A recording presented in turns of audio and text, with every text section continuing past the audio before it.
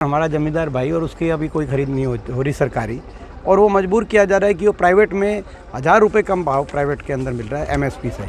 सरकार को ने एक चोट तो किसान को, दूसरी चोट आड़ती भाइयों को भी मारने का काम किया है। किसान, मजदूर और आड़ती भाई मिलके ये इस सरकार से वोट की चोट से बदला लेंगे।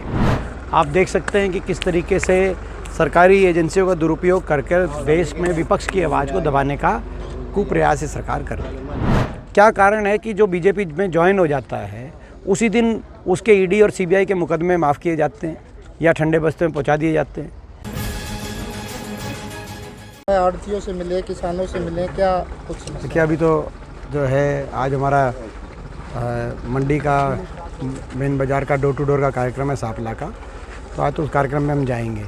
यहाँ उस कार्यक्रम में जाने से पहले नई अनाज मंडी में हम जो मंडी के हमारे प्रधान अशोक बंसल जी के यहाँ पे और सभी कुछ जो हमारे यहाँ पे आड़ती भाई थे और यहाँ पे मंडी में क्या चल रहा है वो देखने पहुँचे हैं। बड़ी दुखदाई स्थिति है कि जो पंजीकरण का जो सिस्टम इन्होंने बनाया हुआ है मेरी ब्यौरा फसल, उसके माध्यम से अभी आपका एक उदाहरण आपके सामने आया कि एक किसान ऐसा या इस तरह के, और ये इस तरह के इतने उदाहरण हैं। ये देखियो आप यहाँ पे इस तरह के आपको इतने उदाहरण यहाँ मिल रहे हैं कि सरसों की किले की आप गेहूं का चढ़ा दिया, गेहूं में सरसम चढ़ा दिया, और जिसकी वजह से 5 दिन से वो अपना सरसम लेके आया हुआ है और हमारा जमींदार भाई और उसकी अभी कोई खरीद नहीं हो रही सरकारी, और वो मजबूर किया जा रहा है कि वो प्राइवेट में 1000 रुपये कम भाव प्राइवेट के अंदर मिल रहा है एमएसपी से। ये एमएसपी की स्थिति है, ये इस पोर्टल की स्थिति है और ये इस पोर्टल सरकार की स्थिति है, और वो चक्कर काटे जा रहा है। तो चक्कर काटे जा रहे हैं, उसका मतलब कोई कहता है कि हाँ भाई तेरी बात तो ठीक है, लेकिन कोई उसका समाधान ही नहीं करता कोई अफसर। तो अब ये ऐसी स्थिति है। इसी तरीके से जो आड़ती हैं उनको इस सरकार को ने एक चोट तो किसान को, दूसरी चोट आड़ती भाइयों को भी मारने का काम किया है।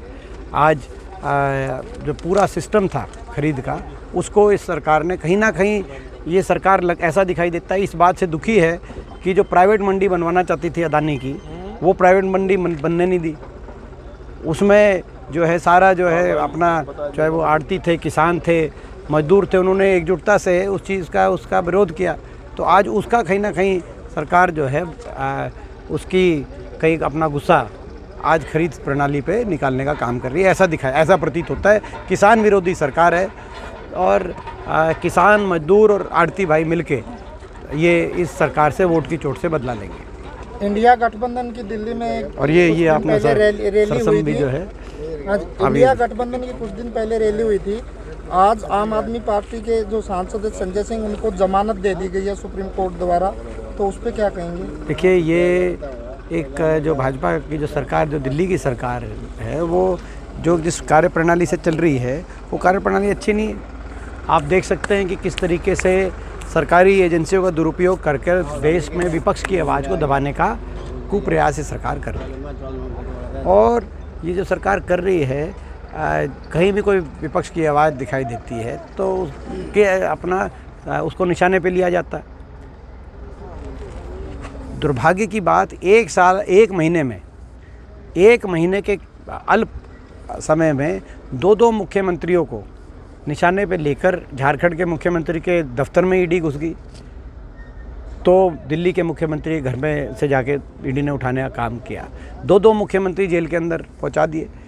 ये बड़े प्रदेशों के मुख्यमंत्री लोगों ने चुने हुए थे 1 महीने के अंदर। और जो भी ऐसे बहुत से ऐसे लोग हैं जिनको एजेंसियों के निशाने पे लिया गया। ये अच्छी कार्यप्रणाली नहीं है। देश देख रहा है, ये लोकतंत्र को मजबूत करने वाली कार्यप्रणाली तो है नहीं। क्या कारण है कि जो बीजेपी में ज्वाइन हो जाता है उसी दिन उसके ईडी और सीबीआई के मुकदमे माफ़ किए जाते हैं या ठंडे बस्ते में पहुंचा दिए जाते हैं। हरियाणा में बहुत उदाहरण देखने में आए। कुलदीप बिश्नोई जी पे बड़े मुकदमे हो गए थे, उनके विदेशों में संपत्तियां पकड़ी गई थी, लेकिन वो बीजेपी ज्वाइन हो गए।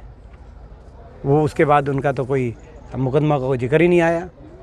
ऐसे ही बड़े बड़े केस चल रहे थे।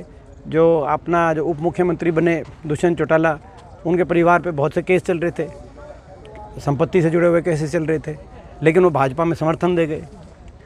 उसके बाद उनके मुकदमों का कुछ पता ही नहीं चला। और केवल हरियाणा ही नहीं, महाराष्ट्र में अजीत पवार की क्या स्थिति है, नारायण राणे की क्या स्थिति है, छगन भुजबल की क्या स्थिति है। बड़े बड़े लोगों ने जिन पे मुकदमे चले जिन्हें घुटने टेके भाजपा के आगे, उनके तो ये कार्यप्रणाली देश हित में नहीं है और प्रजातंत्र के हित में नहीं है और संविधान के हित में नहीं है।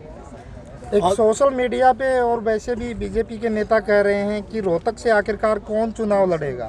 इस पे अफवाहें चल रही हैं कि दीपेंद्र नहीं लड़ेगा। रोहतक सुनो, या भूपेंद्र सिंह हुड्डा लड़ेंगे या दीपेंद्र की पत्नी का भी अब ऐसा मैं इस पर सुनो, रोहतक से जो है स्पष्ट रूप से मैं कहना चाहता हूँ, रोहतक से हाईकमांड का पूरा आशीर्वाद मुझे मिलेगा।